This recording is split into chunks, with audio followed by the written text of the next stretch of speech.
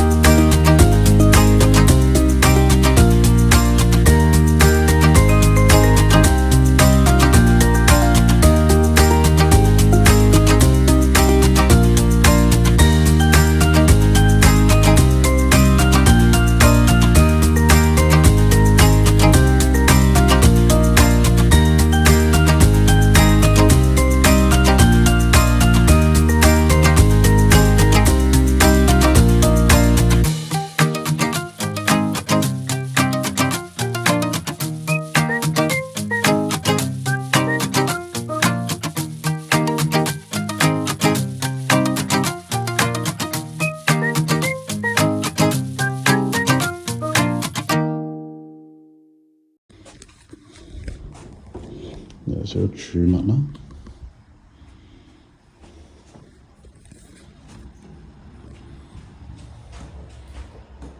，bathroom， 咁地下較少污糟，咁都會幫人清潔㗎。之後呢間就係主人房啦，主人套房。咁呢個望出去咧係好開揚嘅。佢個單位咧係連一個泊車位嘅，咁喺市中心有泊車位已經好好㗎啦。有埋個套廁，見到係明廁嚟嘅，有個入場嘅衣櫃啦，擺嘢都好擺啦。呢度都係個 boiler utilities 嘅位啦，另外就多一個儲物空間啦。佢呢個本身係個電錶嚟。咁呢係個客飯廳啦，咁連埋一個露台嘅。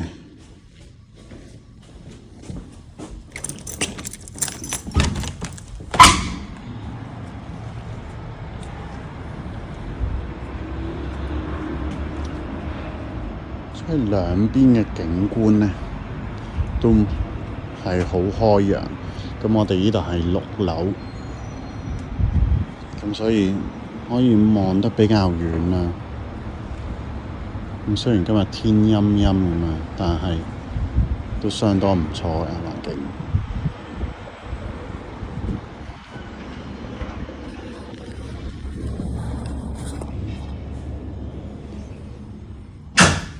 呢啲兩房單位咧，喺劍橋咧，喺呢個位就好好租嘅。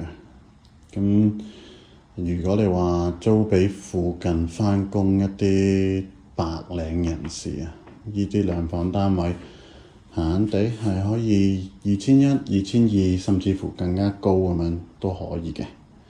咁見到我就用一個 Bosch 嘅焗爐啊，電磁爐，咁佢都係連埋 Bosch 嘅雪櫃同埋 freezer 咁樣啦，所以基本上一般嘅電器咧都齊㗎啦。咁見到即係除咗你話暫時未清潔，但係整體嚟講咧，好多嘢已經係做好啦，就唔需要花太多錢去裝修啦。